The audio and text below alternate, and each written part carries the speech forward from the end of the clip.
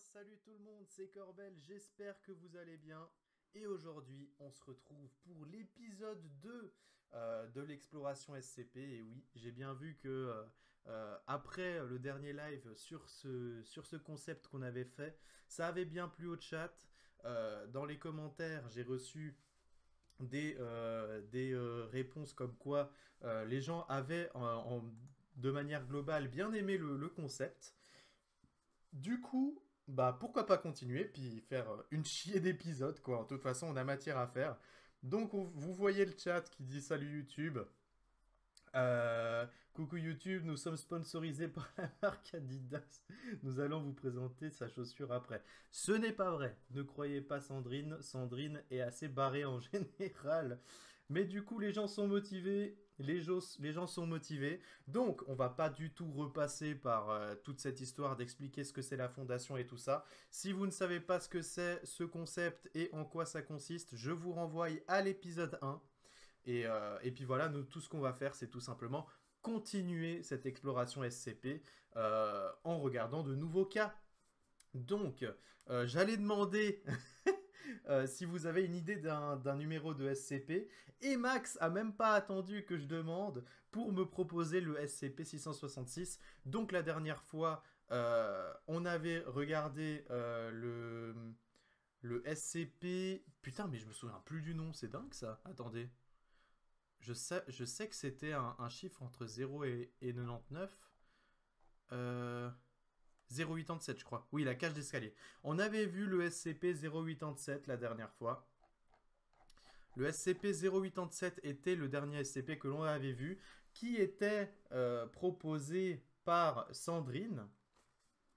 Et du coup, aujourd'hui, eh ben, je propose de rendre hommage à Max qui a proposé le SCP-666 et qu'il avait d'ailleurs, je crois, bien, vous pourrez aller vérifier si j'ai raison ou tort dans le premier épisode, mais je crois qu'il l'avait déjà proposé. Et puis du coup, ben, moi je suis motivé pour aller voir le 666. Évidemment, la question se pose, est-ce que ça aura une signification avec bah, du coup le diable et l'enfer? On se le demande, mais on va voir ça tout de suite. Et puis je me rends compte, putain ça c'est les aléas du direct, je suis désolé, je me rends compte que j'ai oublié de lancer la musique, alors je m'exécute.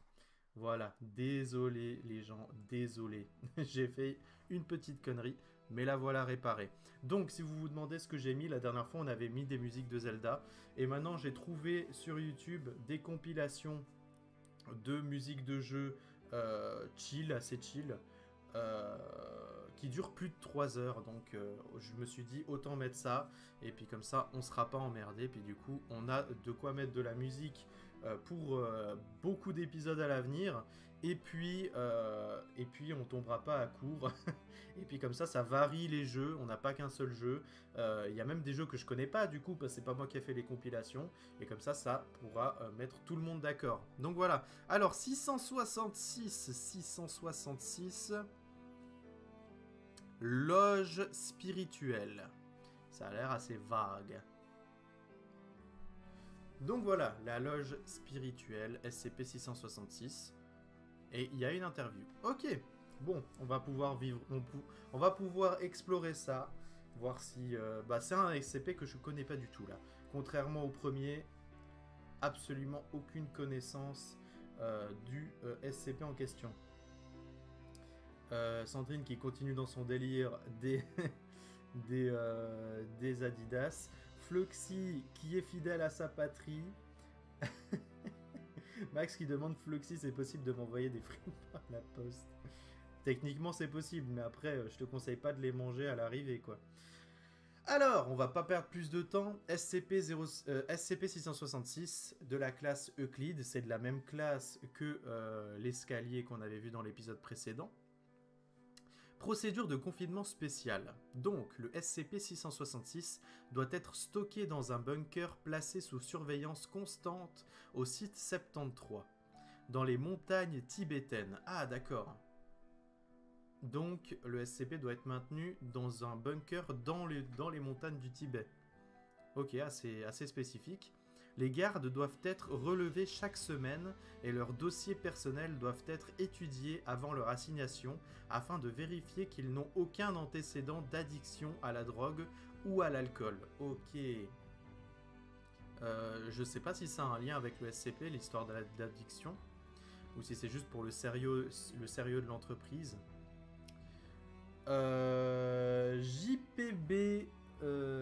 JPDLB qui vient d'arriver, salut à toi. Vous avez tous des pseudos assez space. Hein. Mais salut à toi, bienvenue sur le live en tout cas. Seul un membre du personnel de classe D peut entrer à l'intérieur de SCP-666, donc un cobaye, dans le cadre de procédures expérimentales dûment approuvées ou sur approbation d'un chercheur de la Fondation de niveau 4 ou plus.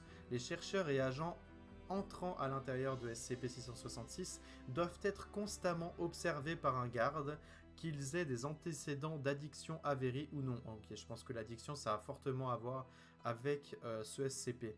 Si quelques signes que ce soit semblent indiquer qu'ils sont affectés par SCP-666, ils doivent en être sortis immédiatement. D'accord. Bon, alors passons à la description du SCP. SCP-666 est une yourte tibétaine de taille moyenne. Je ne sais pas ce que c'est qu'une yourte. Faite de branches de bois arrachées et couverte de cuir de yak. La yourte a une hauteur... Bon, vous savez quoi? Ce qu'on va faire, c'est qu'on va aller chercher ce que c'est une yourte tibétaine. À quoi ça ressemble? Ah, c'est une sorte de tipi, mais plus évolué, quoi. D'accord. D'accord. Donc, la yourte fait 2,44 m de haut pour une base de 9,14 m de diamètre. Elle est de forme circulaire. Le sol à l'intérieur de la yourte consiste en la même terre brute qu'à l'extérieur pour la majorité des observateurs. Les branches constituant la structure de la yourte sont enveloppées de peaux de lapin et de lanières en cuir de yak. Périodiquement, SCP-666 changera d'emplacement au sein de la zone de confinement. Cela ne se produit que lorsqu'il n'est pas sous observation directe. D'accord, ok, donc ce tipi peut se déplacer. Une observation indirecte donnera l'impression qu'une entité à l'intérieur de la structure la soulève entièrement et la déplace jusqu'à son nouvel emplacement à ce jour. Non, il y a le point que j'ai loupé. À ce jour, elle n'a jamais tenté de s'échapper hors de son confinement. D'accord. Sandrine qui demande, yourte c'est comme les yogourts ou les yaourts. Bah pour le coup non. Pour le coup non. Floxy qui dit Sandrine et la bouffe, une grande histoire d'amour, c'est vrai. Et les Adidas, hein, faut pas oublier. SCP-666 a été découvert en 1973 par des agents de la Fondation explorant les montagnes de la région suite à des rapports faisant état de plusieurs personnes portées disparues qui étaient revenues de la région en donnant la même explication. À savoir, à la recherche d'un abri pour se protéger des intempéries, les individus avaient fini par découvrir SCP-666. Apparemment par pur hasard. L'équipe d'exploration, partie dans des conditions météorologiques similaires, fut également capable de découvrir la yourte. Parmi les 3 agents présents, 2 ne subirent aucun effet néfaste. Le 3e entra dans un état de stupeur, souffrant d'hallucinations intenses et marmonnant des propos incohérents. Lorsque l'équipe fut retrouvée, la yourte fut récupérée et emportée au site 73 pour une étude approfondie. Mais du coup, les gars de la Fondation, ils sont rentrés dedans? Ok, apparemment, je pense qu'ils sont rentrés dedans. Hein. Ça doit sûrement faire quand on rentre dedans. Alors, je vais juste regarder le temps. On est à 22 minutes. Donc, je vais m'arrêter vers les 1h15, 1h20. Lorsqu'un individu sans antécédent d'addiction particulier entre dans la yourte, elle reste dormante et ne semble pas avoir d'effet particulier sur sa santé. D'accord. Les membres du personnel de classe D sans antécédent d'abus d'alcool ou de narcotiques furent capables de s'installer dans la yourte pendant plusieurs jours d'affilée avec les provisions appropriées et rapportèrent seulement avoir des rêves plus intenses. D'accord. Donc c'est vraiment un truc assez psychologique, quoi. Les individus ayant des antécédents d'abus de substances cependant subiront à l'intérieur de la structure une forme d'effet hallucinogène. Dans tous les cas, le sujet rapportera se trouver dans un endroit présent dans ses souvenirs ou lié à ses souvenirs, et plus particulièrement au lieu où leur addiction était la plus intense. D'accord. À ce jour, les témoignages incluent des toilettes de boîte de nuit, une Volkswagen Vaganon de 1973, une ruelle délabrée, le casino de on ne saura pas où, de Las Vegas. Ah oui, à Las Vegas, mais on ne saura pas lequel, etc. Donc en gros, si tu as déjà eu des antécédents d'addiction, que ça soit à l'alcool ou à une drogue, parce qu'au final, on va pas se mentir, l'alcool est une drogue, tu vas halluciner à un tel point dans ce SCP que tu te retrouveras à l'endroit où tu as été le plus sous l'effet de la drogue en question. Donc c'est assez stylé. Par contre, est-ce qu'ils sont sains d'esprit ou bien pas? Est-ce qu'ils voient juste... est-ce qu'ils se voient juste à l'endroit en question, ou est-ce que ils sont aussi affectés au niveau des sens? Un sujet a rapporté se retrouver dans un appartement sordide en compagnie d'une prostituée nommée Chloé, avec laquelle il pratiquait fréquemment l'injection de narcotiques. Un autre a rapporté se trouver dans sa propre chambre face à un ordinateur bien plus moderne que celui qu'il possédait avant son arrestation pour distribution de pédopornographie. Oh putain. Ah ouais. Venez, on y emmène Corbel puisqu'il boit. Je bois de façon modérée, Sandrine. Calmez-vous, calmez-vous. Au cours de ces hallucinations, les sujets rapportent être confrontés par un individu désigné SCP-666-1. Donc on a encore un individu spécifique au SCP avec le -1 comme dans l'escalier. Les descriptions de SCP-666-1 varient amplement d'une personne à une autre. Sans similitude de race, de genre ou d'apparence, en dehors du fait qu'il est adapté à son environnement. D'accord. SCP-666-1 fournira le sujet en là où les substances auxquelles il est dépendant, bien qu'au début de leur rencontre, il fasse preuve d'une attitude passive-agressive. Ok, donc imaginons que le gars il se voit dans le casino parce que c'est là qu'il était le plus shooté dans sa vie.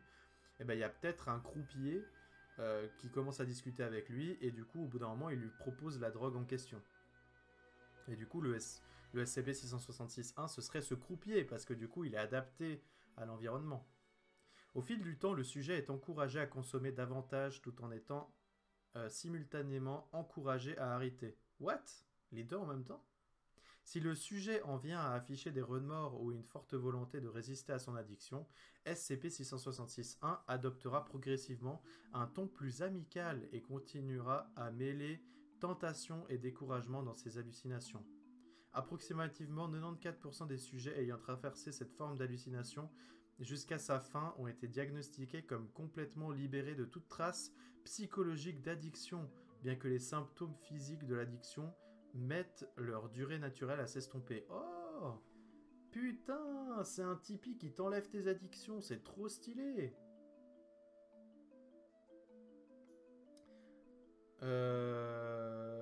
Corbel, t'es sûr que dire pédopornographique sur Twitch est autorisé? Ah, je sais pas. Je sais pas. On verra bien si je me fais ban tout à coup. Si le sujet succombe aux tentations de SCP-666-1, l'entité deviendra de plus en plus hostile. Ah, par contre, ok, il y a un double tranchant. Il y a un double tranchant. Rien ne permet de mesurer la durée de temps ou l'évolution de son degré d'indulgence, mais s'il n'est pas surveillé, SCP-666-1 commença invariablement à agresser le sujet et à pousser son vice jusqu'à des niveaux d'overdose extrêmes. Putain, c'est flippant de ouf. Si le sujet n'est pas retiré de la yourte avant cette période, il mourra. La cause de la mort des sujets est typique de leur addiction antérieure.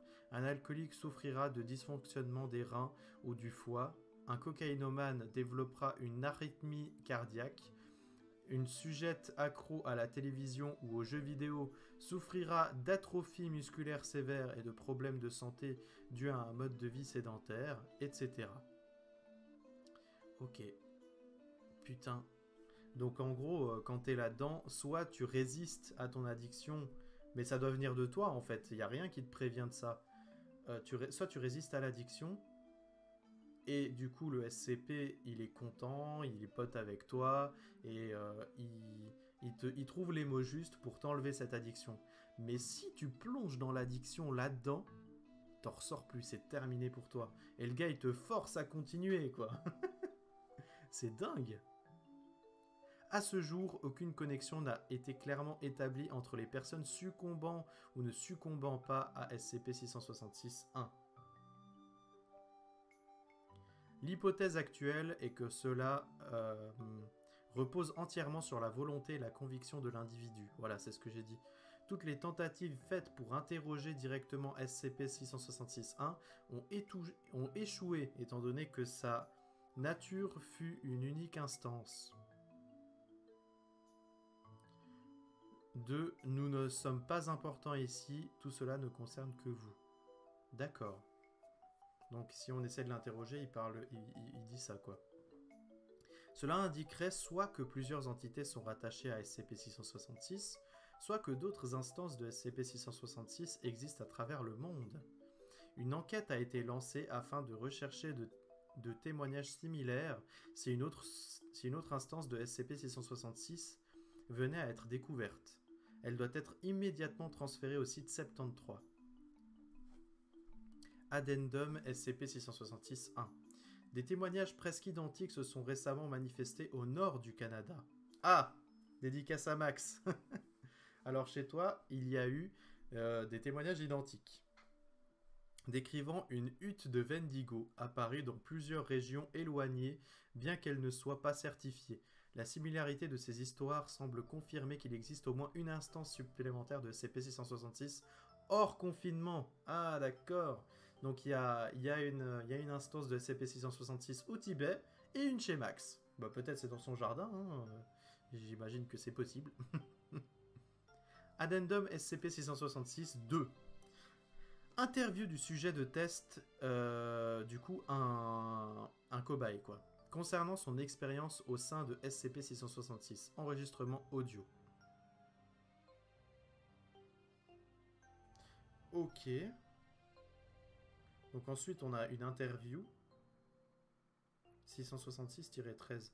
Mais je crois que ça n'a pas de lien du coup. -2. L'interview du sujet de test concernant son expérience. Ah non, non, non, c'est ça, c'est ça, c'est ça. Ok, c'est le deuxième addendum. Et du coup, c'est ça l'information. Donc on peut voir l'interview d'un gars qui est rentré dans ce Tipeee. Bah on va pouvoir lire ça. Du coup, qu'est-ce que vous en pensez dans le chat là? Ça, c'est vraiment à double tranchant comme délire parce que tu peux rentrer et être délivré de toutes tes addictions ou rentrer et crever, quoi. Mais je pense que, genre, j'imagine un gars qui est addict, je sais pas moi, à des trucs hallucinogènes. Si genre le SCP il commence à lui forcer à prendre des trucs hallucinogènes et puis qu'il commence à être agressif, genre le gars il doit mourir dans un enfer, tu sais, genre il doit être terrorisé.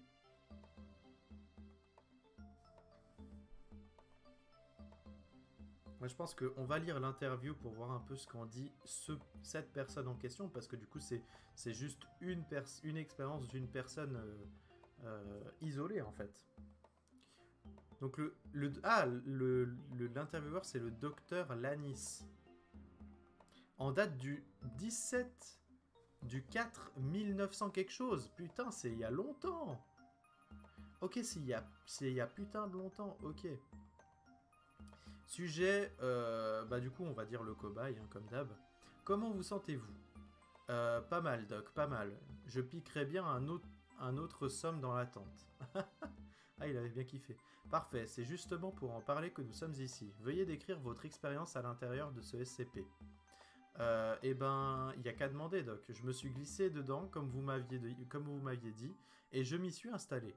Et d'un coup, sans trop savoir comment, j'étais de retour dans le trou du cul du monde, et du coup on sait pas où, avec ma best pétasse Chloé.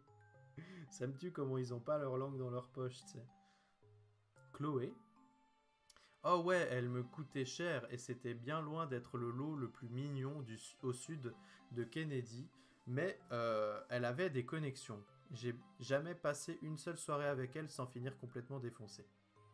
Note, Chloé était le pseudonyme de la prostituée avec laquelle se trouvait le sujet lors de son arrestation. D'accord.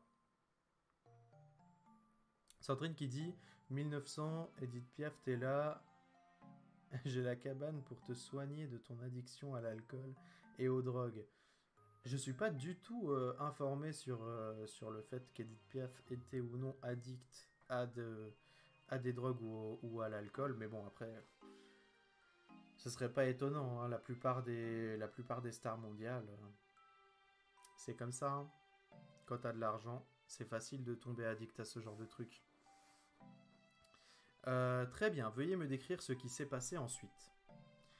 Bah, c'était son appartement, quoi, un peu miteux, et c'était le bordel, vu qu'elle avait pas nettoyé depuis quelques semaines, mais j'étais là pour le décor, hein. Donc, je lâche ma thune sur la table du salon, et on se rend dans la chambre. Je me pique avec elle, avec ma propre seringue, ça va de soi. C'est évident. Et on commence à s'exciter. Franchement, on s'est lâché. On a fait pas mal de spéléo et 2 ou 3 trucs dans le puits sans fond. Si vous voyez ce que je veux dire, putain, ce mec. Elle connaissait des positions que j'avais jamais faites et elle avait des drogues dont j'avais même jamais entendu parler. Au milieu du coup, bon, j'avais besoin de me remonter, donc je me suis sniffé quelques lignes de colombienne sur son cul et... Ah non mais donc ce gars est complètement addict. Comment ça se fait qu'il a survécu? Je pense que ça suffira, sujet de test. Pour des questions de brièveté, veuillez concentrer le reste sur votre récit sur l'entité anormale. Le de quoi? La personne qui vous tentait dans votre hallucination. Ah ouais, bah c'était au moment où elle me filait cet opium qu'elle disait qu'un Shintok lui avait refilé. Jusque-là, elle avait passé son temps à me taquiner en déconnant, en mode, comme vous dites déjà, complémentaire machin, compliment à l'envers. D'accord, je suis pas au courant de ce terme, moi. Ouais, voilà, bon, je commence à tirer un peu sur l'opium, je me sens relax, mais elle reste à me fixer, vous voyez. Donc je lui demande ce qu'il y a, et d'un coup, elle se lève et me fout un coup de poing en pleine gueule. Oh putain, l'angoisse. Et pas le genre coup que la petite pute à crack fragile qu'elle était aurait pu balancer. Ah non, c'était en mode je suis sur le ring face à Mike Tyson, quoi. Et elle commence à me gueuler dessus, à me traiter de faible et à dire que je suis pathétique de me laisser aller, la connasse de base, quoi. Donc moi, je lui fous un coup à la poitrine, et là, c'est là que ça part en couille. D'un coup, je me retrouve par terre avec les bras autour de ma gorge, avec ses bras autour de ma gorge, et ses yeux énormes, injectés de sang et tout. Et je sens ses ongles qui me rentrent dans le cou, putain, je vous jure, Doc. Elle m'injectait un truc avec. Si vous dites que SCP-666-1 vous dites que SCP-666-1 vous injectez de l'héroïne par ses ongles. Mais je croyais qu'on parlait d'opium juste avant. Peut-être qu'il a plusieurs addictions du coup. Je suis pas sûr que c'en était, mais ça me brûlait et ça me faisait du bien à la fois. Et c'était même plus des ongles, c'était genre des espèces de griffes, genre gros chat, vous voyez. Et elle me gueulait dessus mais sa bouche était de plus en plus grande, comme si sa mâchoire s'allongeait. Putain, mais l'angoisse! Oh l'angoisse! Avec des dents de plus en plus longues et pointues, en mode elle était sur le point de me bouffer la tête. Même éclaté comme j'étais dans le bad total, alors j'ai commencé à hurler. Et c'est là que les gardes vous ont retiré de la tente. Ouais, apparemment je badais pas que dans le rêve. Le truc bizarre, c'est que genre 5 secondes après qu'il m'est sorti, j'entends encore la voix de Chloé, mais ultra grave et grondante, et je crois qu'elle me disait « Tu peux pas t'arrêter ». Ok. Donc en fait, c'est les gardes qui l'ont sorti. J'ai juste une dernière question. Après tout cela, vous avez dit vouloir y retourner. Pourquoi? Bah c'est pas si fou que ça. Si. Et là, il rigole un peu. Elle était flippante et tout, mais putain, j'avais jamais plané aussi haut de toute ma vie. Et avec toutes ces merdes, avec toutes les merdes qui me passent ici, je me suis dit qu'il me restait pas très longtemps à vivre de toute manière, alors autant partir avec le sourire, pas vrai? Ah ouais, c'est vrai que c'est pas con ça. Sandrine qui dit wow, un Wendigo d'Until Dawn. C'est vrai on pourrait imaginer, hein, la description, elle match pas mal. Et puis c'est pas con ce qu'il dit ce sujet de test, parce que étant un sujet de test dans la fondation, j'imagine que t'as pas une grande espérance de vie, donc autant mourir dans le plaisir avec ce genre de SCP. Hein. Note, suite à cette interview, le sujet s'est porté plusieurs fois volontaire pour effectuer des tests supplémentaires dans ce SCP. Le docteur Lanis finit par l'y autoriser. Le sujet commença à hurler approximativement 3 secondes après être entré en état hallucinatoire et mourut d'un arrêt cardiaque moins d'une minute plus tard. RIP, notre bon vieux sujet de test 14390. Quelle tristesse, quelle tristesse. Je veux des RIP dans le chat. Bon, eh ben il était vachement sympa ce SCP-666. Il n'était pas transcendant, mais il était original. Franchement, il faut y penser, quoi. Mais j'aime bien l'idée du double tranchant, du fait que si tu sais résister à une addiction, tu vas t'en sortir, et sinon tu vas crever. Donc en fait, c'est un peu le délire de l'overdose, mais en plus rapide, quoi. En plus rapide. C'est juste que tu vas mourir de ton addiction plus vite que si tu la laisses te ronger en des années, quoi. Ok, bah j'ai plutôt kiffé. Je vais boire une gorgée de la boisson qui donne du courage en l'honneur de ce SCP-666 et en l'honneur de notre sujet de test qui s'est suicidé. Et je pense que c'est une des meilleures manières pour lui de partir de cette fondation. Hein. Donc bravo à toi, sujet de test.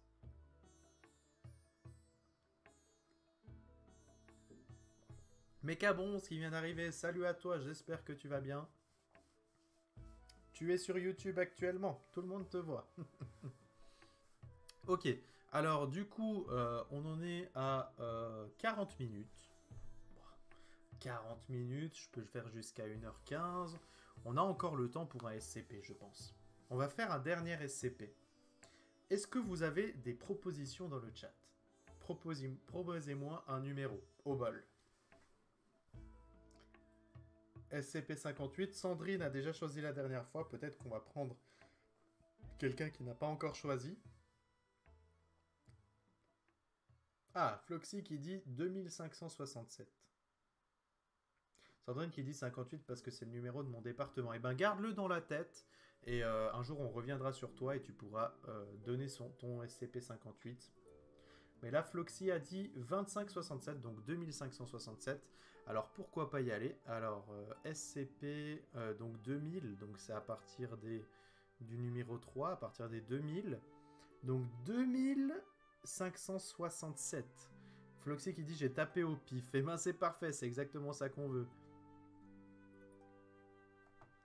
2567. Surveillant cadavérique sympathique. Ce titre. Ah putain. Ah ça a l'air sympathique hein, comme SCP, comme le dit le titre. Allez, c'est parti. Cette page n'existe pas encore. Oh, si vous voulez la créer. Il s'agit d'une création.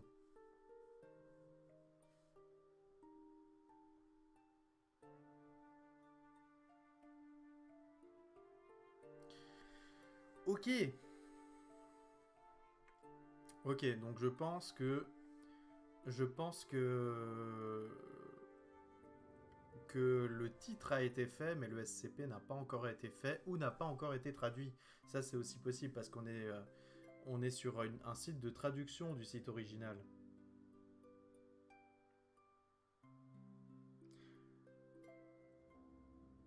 Et bah du coup, étant donné que Floxy ça n'a pas fonctionné, j'ai vu que Mecabronze a proposé un SCP. On n'a encore jamais pris un SCP de Mecabronze, donc pourquoi pas prendre le SCP 303. Corbel, il faudrait noter les SCP que tu as déjà fait. Bah, j'y avais réfléchi, figure-toi, mais étant donné qu'il y en a plus de 10 000, je me suis dit que ça servait même pas à grand-chose de noter, quoi. Ça servait presque pas à grand-chose de noter parce qu'on a tellement peu de chances de tomber dessus, et si on tombe dessus, on s'en souviendra de toute façon. SCP-303, l'homme à la porte.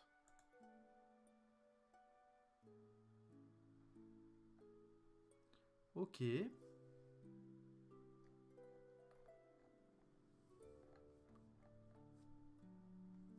D'accord. Alors, voilà qui a l'air intéressant. On va se le faire.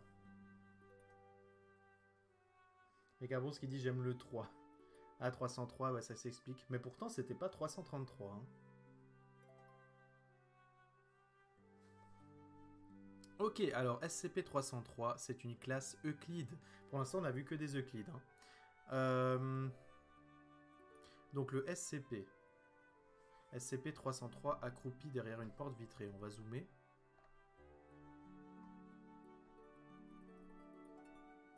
J'imagine que c'est ça. On dirait une mâchoire avec des dents. C'est trop chelou, hein. Vous voyez les deux dents de l'avant, là? Là, c'est bah, du coup la ligne de la mâchoire. Là, c'est la ligne de la gencive du haut. La ligne de la gencive du bas. Je suis pas le seul à voir ça. C'est trop space. Sandrine qui dit il est mignon. Max qui dit SCP égale Suisse, Corbel, putain, ça te représente bien, non?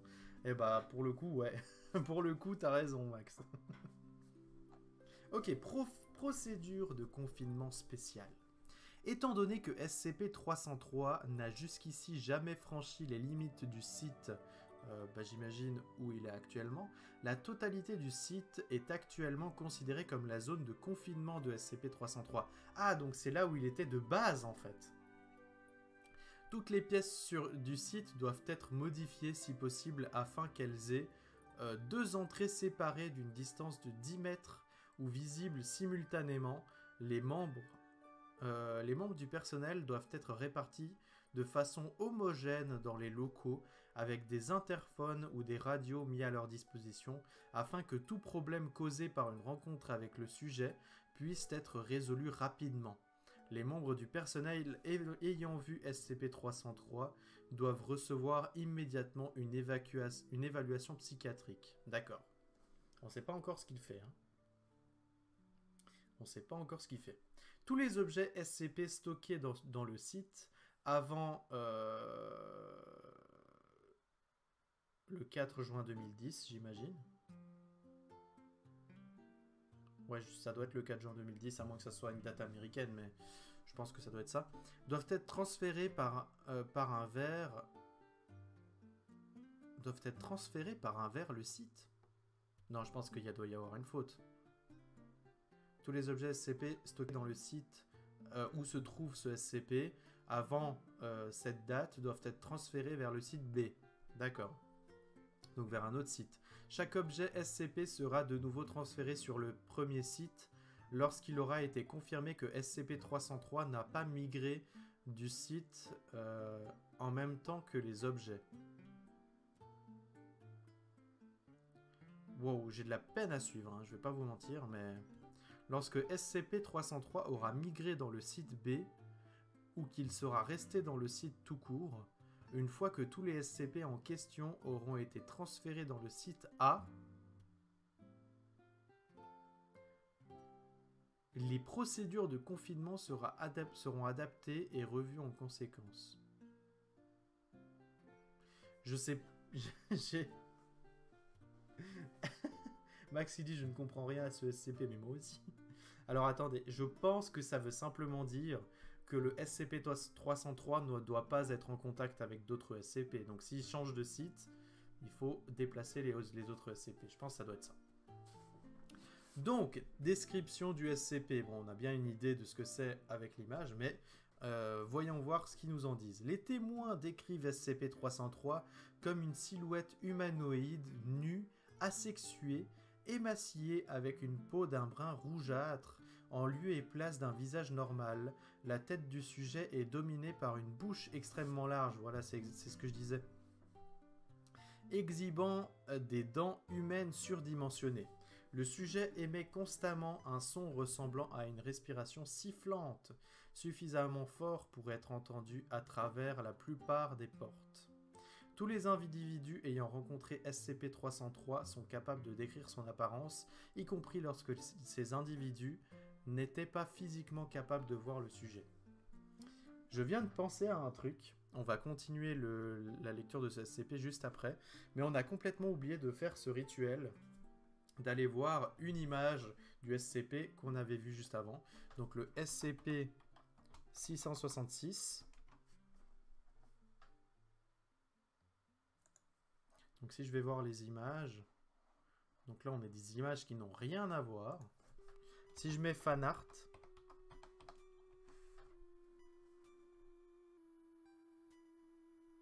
ok, il n'y a peut-être pas forcément de fan art pour tous les SCP apparemment. Hein.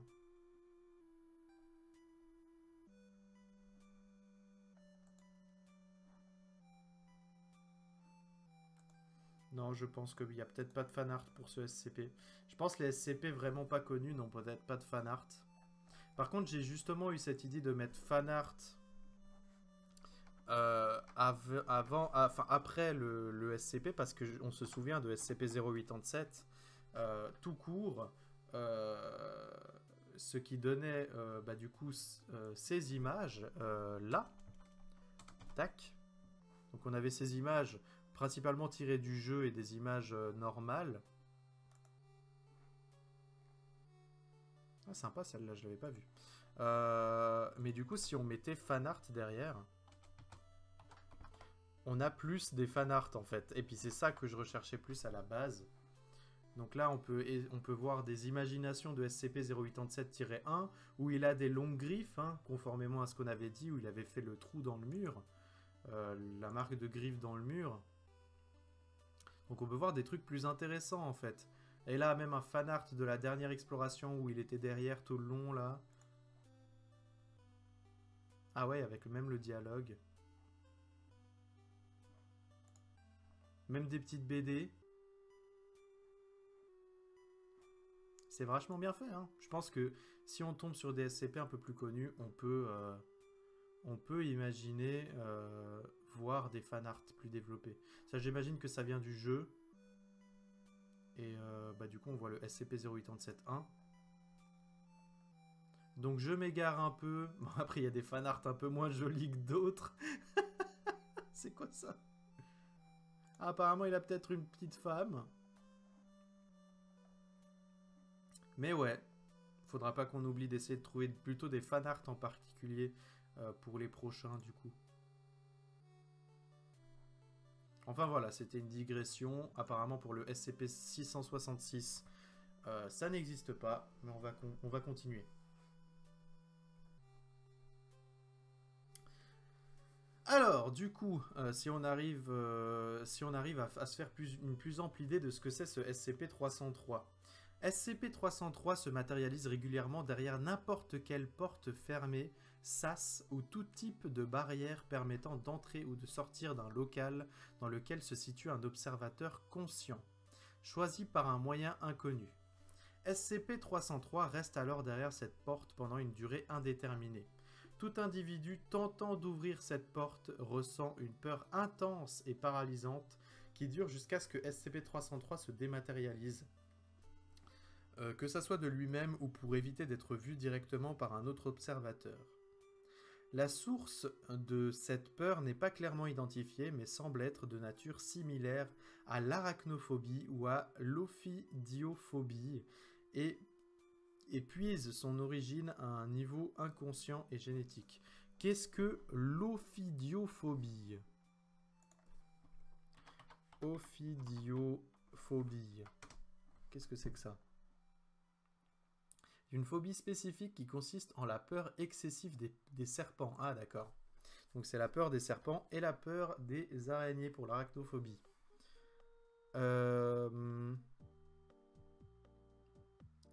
et puise son origine à un niveau inconscient et génétique.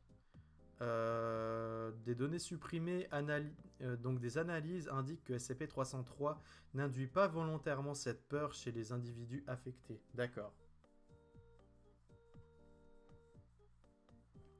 SCP-303 évite systématiquement d'entrer dans le champ visuel de tout observateur et ne permet à aucun individu de voir plus de 10% de son corps, donc ce qu'on voit sur la photo là. Lorsque la porte ou la barrière d'entrée est partiellement ou complètement transparente, SCP-303 se matérialise selon une orientation qui ne permet de voir que 10% de son corps ou moins, ou provoque un effet de brouillard ou de buée sur la surface transparente afin de provoquer cet effet. D'accord. Si quelqu'un s'approche de SCP-303 depuis une direction dans laquelle aucun objet ou porte ne le cache, il se dématérialisera avant d'entrer dans le champ de vision de l'observateur. Tout système électronique ou mécanique complexe que SCP-303 rencontre est temporairement désactivé. SCP-303 n'a jusqu'ici jamais tenté d'entrer en contact physique ou verbal avec un observateur. Et du coup, les caméras sont désactivées, j'imagine. Sandrine qui dit « J'ai peur de mon ombre ». Floxy qui dit « Moi, j'ai ni peur des serpents ni des araignées, et vous ?» Moi, les araignées, ça me met assez mal à l'aise quand même. Mais peur, je pense pas avoir une peur des araignées, sauf si l'araignée est extrêmement venimeuse. Et des serpents, par contre, alors absolument pas. Bon, si j'ai un serpent venimeux devant moi, je vais pas le faire chier, quoi. Mais si je sais qu'un serpent n'est pas venimeux, je n'aurais pas peur de le prendre dans les mains, quoi.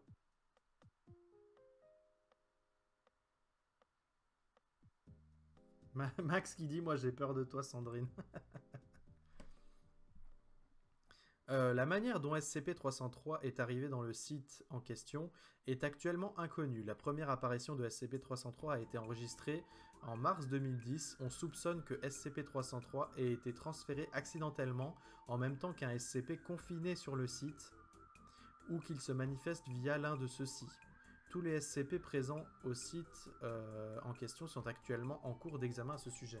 Ah, c'est vrai ça, on n'y avait pas pensé, mais... Peut-être que le SCP-303, c'est juste un sous-SCP d'un plus gros SCP, vous voyez? Ça, c'est... Enfin, la fiction de cette fondation n'a pas de limite. Hein. La fiction de la fondation n'a pas de limite. Corbel, à la fin de chaque SCP, tu essaies de le dessiner sur Paint, ça te dit? Ah, je pense que ça prendrait du temps pour pas grand-chose, au final, je sais. Je suis vraiment une merde en dessin.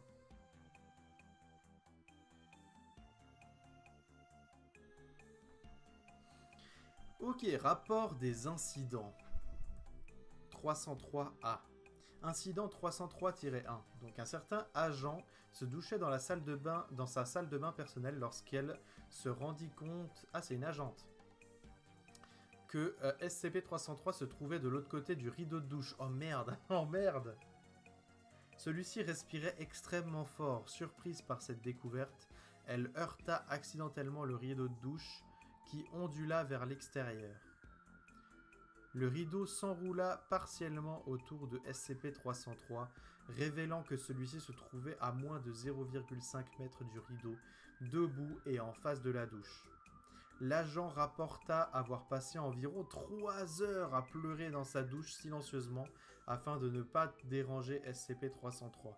L'agent rapporta également que le bruit de respiration s'arrêta brusquement et qu'elle put sortir de la douche à ce moment. Oh putain, l'angoisse. Oh l'angoisse, putain.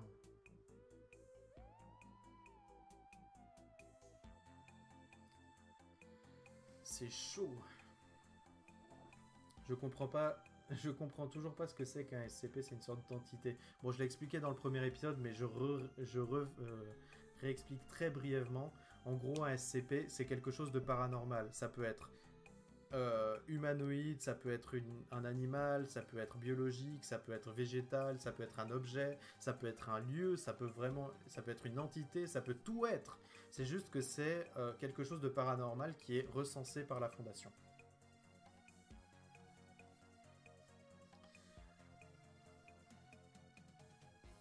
Pourquoi une entité fausse, Max? Car c'est des histoires inventées. Oui, non. Alors oui, c'est de la fiction. Incident 303-3. Putain, l'incident 303-1, il m'a quand même mis... il m'a quand même mis mal, dans le sens où, putain, si j'étais à la place de cette agente... Oh là là, comment je me serais pissé dessus. Heureusement, j'aurais été sous la douche, donc ça aurait pas été trop grave. Incident 303-3. L'agent rencontra SCP-303 dans la salle de repos du deuxième étage du site. Il cherchait à obtenir du lait en poudre qui se trouvait dans un placard lorsqu'il entendit un fort bruit de respiration émanant du placard, suite à quoi il se sentit submergé par la peur. Ok, donc il peut se mettre dans le placard, le SCP. Donc oui, ils ont dit derrière une porte, mais c'est vrai que c'est un peu... Ça peut être n'importe quelle porte et pour n'importe quelle destination. Suite à quoi, il se sentit submergé par la peur. L'agent rapporta plus tard que SCP-303 était recroquevillé en position fétale dans le placard. L'agent déclara être absolument certain de cette information, bien qu'il n'ait pas pu ouvrir la porte du placard. Plus tard, lorsque le placard a été examiné, il manquait un container de lait en poudre pour le café. Ah, il s'est fait un petit casse-croûte, le gars. Il s'est bouffé du lait en poudre, quoi.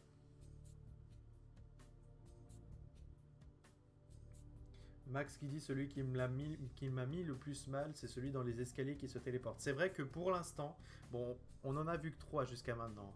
Mais pour l'instant, c'est quand même celui qui gagne la palme d'or de celui qui fait le plus flipper. Mais justement, on pourra voir à l'avenir s'il y a un SCP qui pourra le détrôner. Corbel, tu pourrais faire des traits d'horreur sur Reddit, ça amènera du monde le soir. Ah, ça pourrait être une idée, pourquoi pas. Pourquoi pas. Il m'est arrivé de lire un ou deux traits d'horreur, et c'est assez intéressant, donc pourquoi pas. Ça pourrait être marrant. Note, il s'agit du premier cas répertorié où SCP-303 a emporté un objet lors de son apparition. Ouais, j'imagine qu'il avait un peu faim. Corbel, on pourrait faire du Scribble.io avec la communauté. Je veux voir tes talents en dessin et on joue avec la communauté. On discutera de ça sur Discord. Mais ça peut être marrant, ouais, pourquoi pas.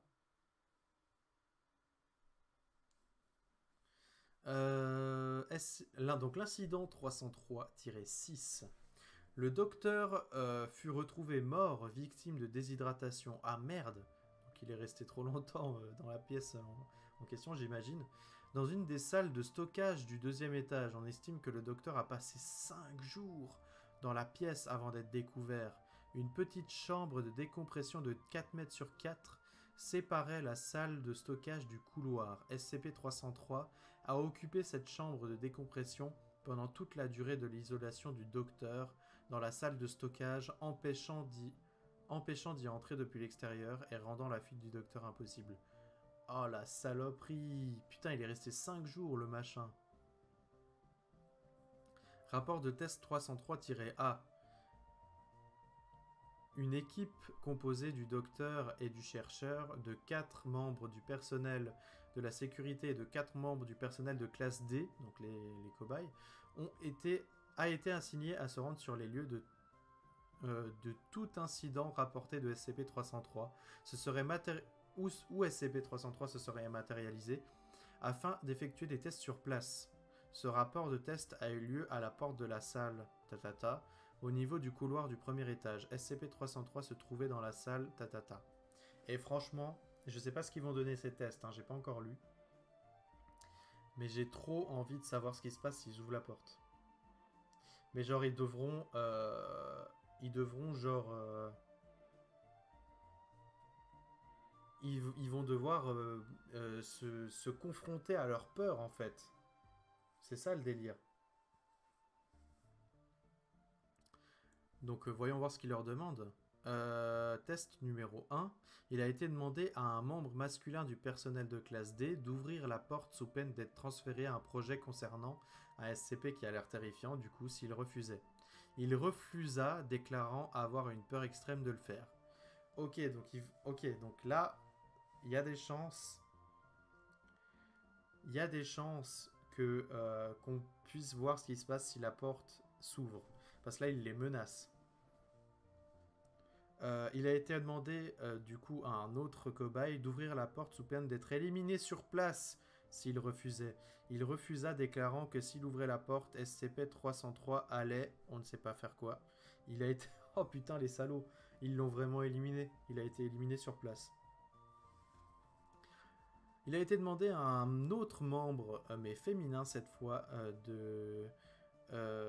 qui a été témoin de l'élimination du premier gars, d'ouvrir... Donc 303-1, c'est celui qui a été emmené chez l'autre SCP, donc elle l'a vu se faire tuer par l'autre SCP.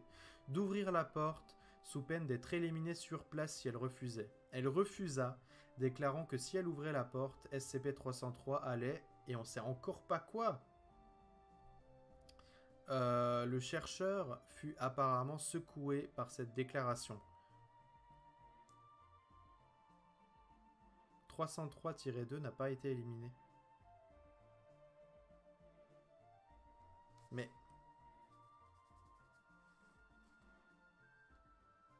Ah non, mais je suis con, moi, je suis con. Il y a une différence entre le numéro des tests et le numéro des cobayes. Ok. Donc la meuf, elle a vu le gars, donc le deuxième cobaye se faire fusiller sur place.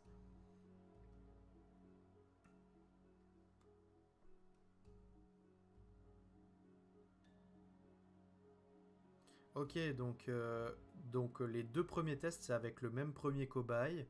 Ensuite, la deuxième, elle a vu le premier cobaye se faire exécuter sur place. Et elle a refusé tout de même. Parce que SCP-303 allait lui faire quelque chose qu'on ne sait pas, mais qui a choqué le chercheur. Et elle n'a pas été éliminée. Donc je ne sais pas ce qu'elle lui a dit pour qu'on arrive à ce résultat. Test 303-4. Il a été demandé à un membre féminin du personnel de classe D, donc c'est la même, d'ouvrir la porte. Un couteau de combat a été fourni à un membre masculin du personnel de classe D, donc à un autre cobaye, et il lui a été demandé de faire quelque chose jusqu'à ce que... Ah putain, j'imagine de la poignarder ou faire quelque chose du genre. Jusqu'à ce qu'elle ouvre la porte. Après 2 heures de poignardage, j'imagine, elle mourut suite à des pertes de sang occasionnées. Elle ne tenta à aucun moment d'ouvrir la porte.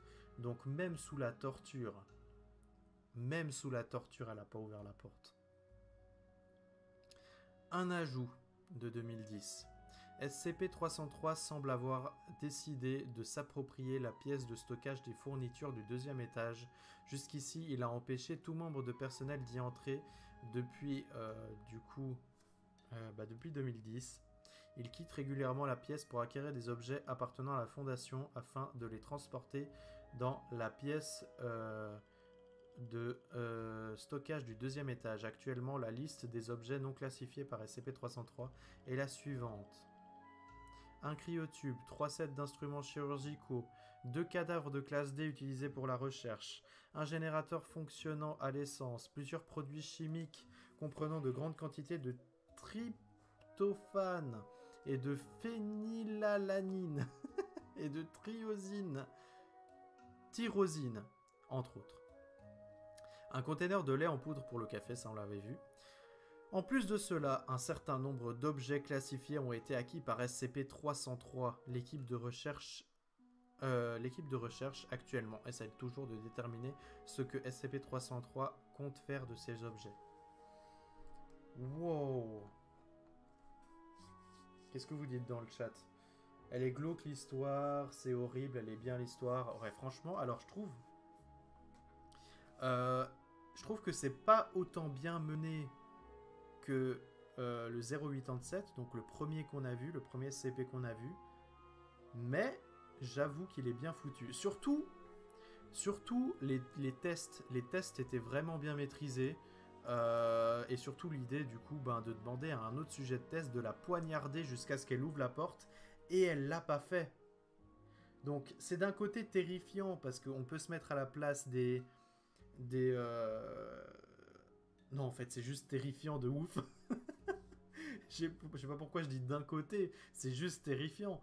Le fait que le machin il t'attend derrière une porte et puis tu peux pas l'ouvrir quoi, t'es tétanisé. Je m'imagine aussi l'incident où elle se trouve dans la douche là. Ah ouais, ah ouais. Ah ouais, ça m'aurait bien fait flipper aussi. Hein. Fluxy qui dit mais la femme s'est fait poignarder, qui s'est fait poignarder, c'est horrible. Ouais, bah justement, c'est assez hardcore. Mais Cabron, ce qu'il dit, c'est des monstres, les gars. Bah oui. Ah ouais, là, pour le coup, c'est assez hardcore ce qu'ils ont fait. Hein. Max qui dit RIP. Donc le SCP-303 a une sorte de pouvoir, en gros. Bah, ouais, alors oui, je pense pas que ça soit normal. C'est pas une, en fait, c'est pas une peur naturelle. C'est comme le SCP-087-1. Dès qu'ils rencontraient le visage dans l'escalier, ils disaient qu'ils étaient pris d'une paranoïa et d'une peur intense, mais qu'ils n'arrivaient pas à déterminer si c'était une peur rationnelle et du coup normale, comme tout le monde aurait peur dans un escalier dans le noir et qu'ils voient un visage qui se téléporte devant lui, ou bien si c'était un effet du SCP qui induit cette peur de façon paranormale. Mais là, je pense qu'il n'y a aucun doute, c'est une peur paranormale, parce que au bout de 5 jours, au bout d'un moment où tu vois que tu vas crever de soif, évidemment que tu ouvres la porte, évidemment. Même si tu es tétanisé, c'est une question de survie. Mais là, le gars, il est mort de soif après les 5 jours. Et si tu te fais encore plus, si tu te fais poignarder en permanence, pendant combien de temps ils ont dit ? Après 2 heures, elle se fait poignarder pendant 2 heures. Enfin, je sais même pas si c'est poignardé. Peut-être qu'elle se faisait dépecer, je sais pas moi. C'est horrible. Mais pendant 2 heures, elle se faisait torturer et elle a pas ouvert la porte. Donc oui, c'est une peur paranormale. Donc oui, c'est créé par SCP-303. Et là, on va passer à quelque chose d'intéressant parce que j'espère qu'il y a des fanarts de celui-là parce qu'il est cool. J'aime beaucoup ce SCP. SCP-303. Ah ouais, oh oui, il y en a une chier, attendez. Il y a celui-là qui est pas mal. Ah, celui-là, il est stylé.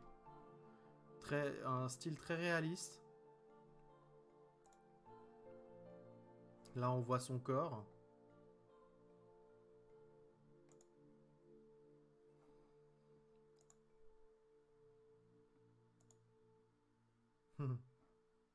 Ah, c'est pas mal, c'est pas mal.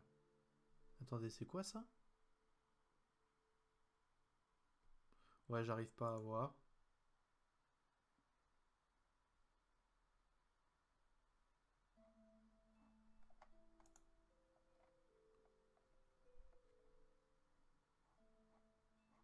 Ouais, c'est pas mal. Donc là, c'est, j'imagine... Non, j'allais dire que c'est un des tests, mais les sujets de test, ils ont un habit orange, donc ça doit pas être ça.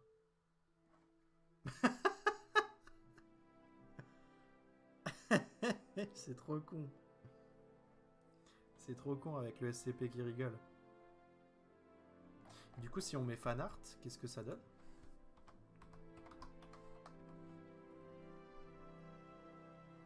Il y a plus de dessins. Évidemment, hein. Évidemment. Mais il n'y a rien de transcendant, mis à part ce qu'on a déjà vu. Celui-là, il a l'air pas mal. Il est assez stylé, ce dessin. J'aime bien, j'aime bien. Celui-là, il est cool aussi. Bon, je sais pas si c'est un dessin, mais... Mais du coup, ça montre que si c'est une vitre, il crée de la buée pour qu'on voie quand même que 10% de son corps. C'est ça qui est cool. C'est ça qui est cool.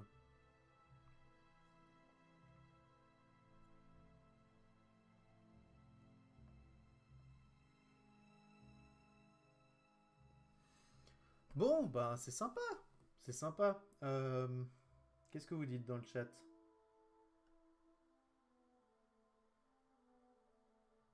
Mais le SCP-303, il se trouve où encore? Bah, on ne sait pas du tout en fait. Comme on peut le voir dans le rapport, il est stocké dans un site inconnu. Et ça doit être un site de la Fondation. C'est pour ça qu'on peut pas le voir, j'imagine. MDR la tronche. Mais en sachant qu'il y a un monstre flippant qui t'attend derrière la porte, t'as pas envie d'y aller. Oui, mais si tu te fais poignarder pendant 2 heures ou que t'es en train de crever de soif parce que ça fait 5 jours que t'es là, au bout d'un moment, je te garantis que t'ouvres quand même la porte. Mais pas dans ce cas-là, parce que la peur inculquée en toi par SCP-303 est une peur abusive et paranormale apparemment. Corbel, le LCP se trouve... Ah non, ça on l'a déjà lu. Euh,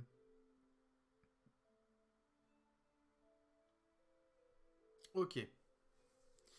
Eh ben, je pense qu'on va pouvoir s'arrêter là. 1h13 de live, donc étant donné qu'on a commencé l'enregistrement à environ 10 minutes, je pense qu'on ne doit pas être loin de l'heure d'enregistrement. Donc voilà, j'ai trouvé vachement cool. Alors, si on fait un petit peu le bilan de cet épisode, on a vu le SCP-666 qui, attention, n'était pas, ne contenait pas de référence euh, à l'enfer ou à Satan ou à ça, comme on aurait pu le penser. Donc, soit c'était un SCP et en fait les SCP sont ajoutés un par un et le 606, ben, c'est tombé sur celui-là. Ou soit les numéros sont quand même réfléchis et il y aura des références, mais du coup ils n'ont pas voulu faire une référence à l'enfer ou à Satan dans le 666. Euh, donc voilà, le premier était intéressant. Je l'ai trouvé pas mal, on va dire. Exactement comme dit Mecha Bronze, c'était pas mal. Le premier était cool, mais sans plus. Mais le deuxième, j'ai beaucoup aimé. Franchement, le 303, là, celui-là, je l'ai trouvé vachement sympa. J'ai beaucoup aimé le 303. Mais quand même, on va pas se mentir, avec les rapports d'exploration, le SCP-087 reste en première place du SCP le plus creepy jusqu'à maintenant. Et si on prend comme critère pas seulement le fait que ça soit flippant, mais aussi la narration et l'intérêt qu'on a à le lire, le SCP-087 pour l'instant c'est quand même le meilleur qu'on a vu.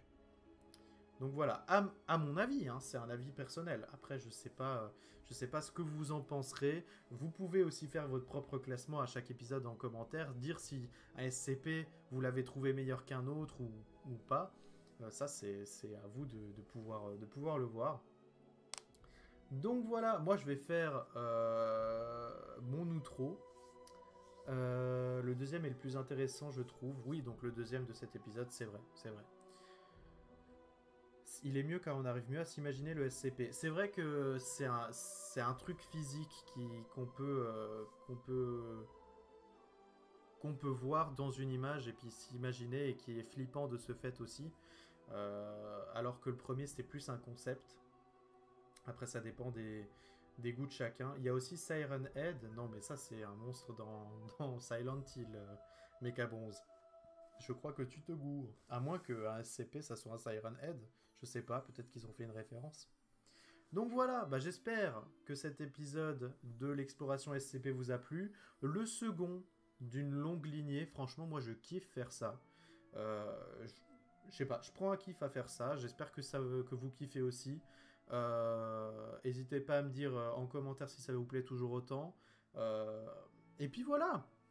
Donc, vous pouvez dans le chat dire au revoir à YouTube parce qu'on va les quitter.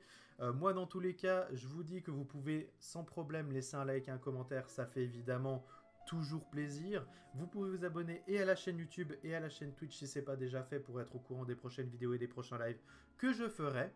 Vous pouvez aussi aller sur le lien Discord en description pour le rejoindre et continuer à discuter avec la communauté et moi-même en dehors des lives. Et pour terminer, vous pouvez aller sur le lien Tipeee en description pour pouvoir me soutenir, que ce soit gratuitement en regardant un clip de 1 minute ou en me faisant un don contre une contrepartie intéressante. Donc voilà, je vous souhaite une super fin de journée. Faites attention à bien vérifier si vous vous sentez bien ou pas avant d'ouvrir une porte chez vous. C'était Corbel. Out.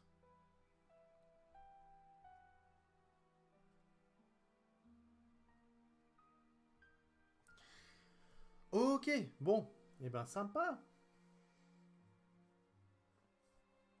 Sympa, sympa. C'était cool. Ça vous a plu? J'ai vu qu'on était retombé à 3. Mais si ça vous a plu, c'était cool. Bon, en tout cas, ça m'a plu. Je prends toujours autant de kiff à faire cette exploration SCP. Puis du coup, Floxy, t'as pu voir à quoi ça ressemblait. Puis si ça t'a plu, tu peux sans problème aller voir le premier épisode épisode le plus flippant d'après moi, hein. Le SCP qu'on a découvert, le SCP-087, était quand même assez haut dans le level du creepy, hein. Floxy qui dit yes, c'était intéressant, j'aime bien. C'est vrai que c'est extrêmement différent de ce que je fais d'habitude. Et là, on a clairement matière à faire une chier d'épisodes, hein. Vous avez vu le nombre de SCP qu'il y a, c'est assez insane. Je suis attiré par les trucs paranormaux, moi. Je flippe, mais j'adore. Ouais, c'est cool. C'est cool. Bon, moi, ce que je vais faire, c'est que je vais aller aux toilettes et je vous propose de retourner sur Zelda. Qu'est-ce que vous en pensez? Sauf si vous insistez pour refaire un SCP.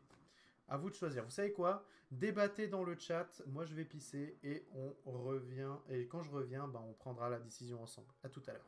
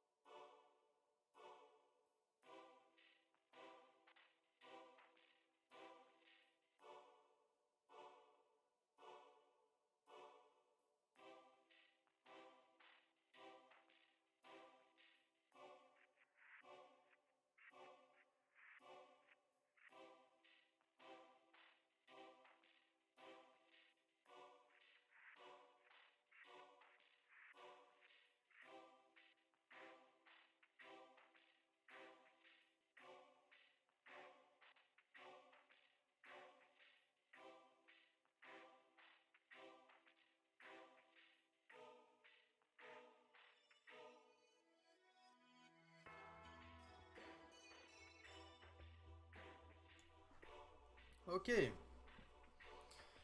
Alors, comment ça se passe?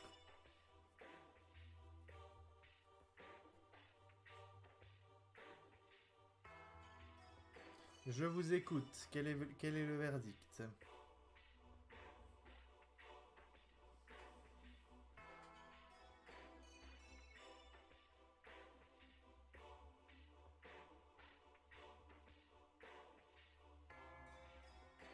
Max qui dit Scribble.io MDR, non Zelda en vrai. Bah Scribble.io, on pourrait organiser sur Discord. Hein. Genre une fois on fait un salon à 10. Et puis juste un soir, même peut-être demain, quoi. Vous voyez, genre à la vite fait, hein, même pas en live. Genre on se met les 10 dans le salon de chat vocal et puis on y joue.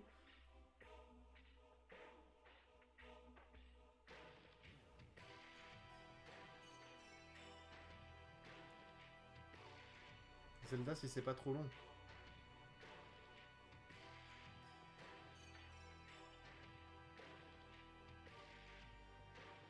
En gros là le choix que je vous donne c'est est-ce qu'on finit Zelda maintenant ou est-ce qu'on refait une exploration SCP. C'est comme vous voulez. Mais Mecha Bronze dit ça me va du Zelda, Max dit du Zelda aussi. Ah, du coup j'imagine on passe sur Zelda, en plus Floxy aime aussi le Zelda. Donc moi ce que je vous propose, après c'est si vous êtes motivé, hein, c'est qu'on se fasse cette fin du jeu, qu'on finisse ce putain de jeu. Après 40 heures de jeu, putain. Qu'est-ce que vous en pensez du coup? Mais Max, tu dois respecter le confinement. Mais Zelda, ça dépend s'il reste pas longtemps, genre pas 3 heures. Alors ça, je sais pas. Ça, je vais pas vous mentir, je sais pas exactement combien de temps il reste.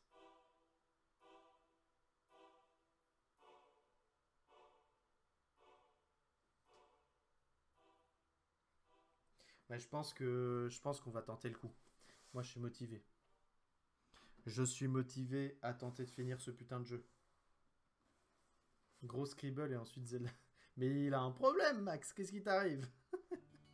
Mais moi, je suis chaud. Hein. Si vous voulez, une fois, on se met à 4-5 dans un salon et puis on joue. Hein.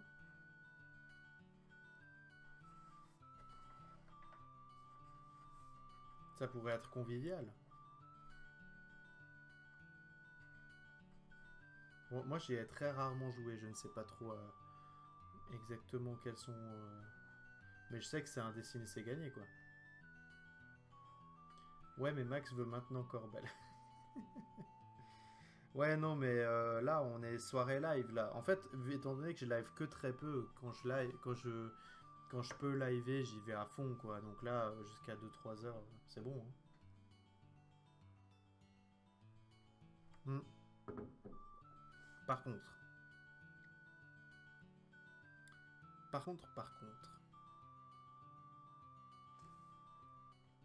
Euh...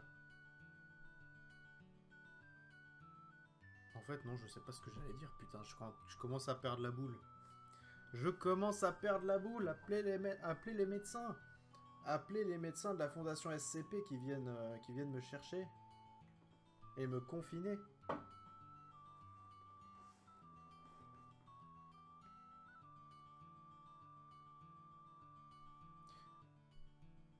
Go finir Zelda, go Zelda, go Zelda.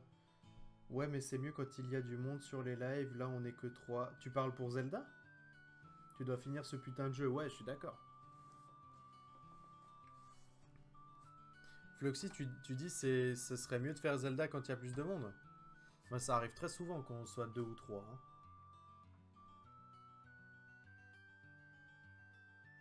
Ah, ok, tu parles de Scribble pour Max. Ok, je comprends. Oui, oui, non, bien sûr, bien sûr, bien sûr, bien sûr. Oh bordel. Oh putain, j'ai eu peur. Heureusement que j'étais en capture de fenêtre et pas en capture d'écran parce que du coup, j'ai fermé la page web et derrière, je suis tombé sur mon bureau et mon fond d'écran, c'est un fond d'écran de My Hero Academia. Et laissez-moi vous dire que ça vous aurait spoilé la gueule à Floxy et à Max. Du coup, heureusement que j'ai été intelligent sur la façon de capturer. Alors, je vais assez vite enlever ce fond d'écran. Voilà. Comme ça, c'est mieux pour vous. Et vous ferez pas spoiler la gueule.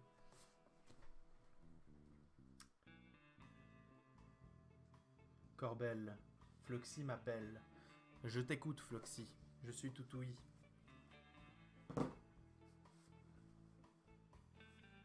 Alors, attendez. 1h13. Ok. On pourra mettre à 1h du coup.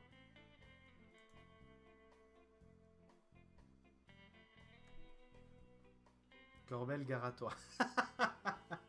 Non, alors vous savez, et en plus vous le savez depuis le let's play de The Last of Us 2, le spoil je ne supporte pas, alors je ne me pardonnerai pas. Je ne me pardonnerai pas de vous spoiler quelque chose. Tu regarderas Demon Slayer Corbel. Eh ben, alors pour l'instant je me concentre à finir Naruto et Hunter x Hunter, mais Demon Slayer du coup je garde dans un coin de ma tête, je vais même le noter sur un bloc-notes maintenant. Attendez, je fais ça. Voilà, du coup je l'ai noté. Et puis comme ça, je vais regarder cet animé. Mais il me semble que j'ai vu passer le nom comme quoi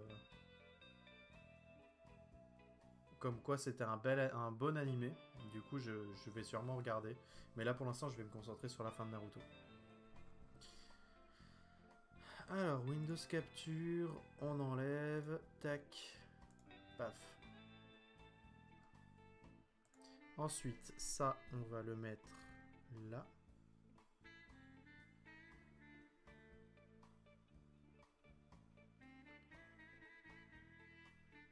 J'entends plus rien.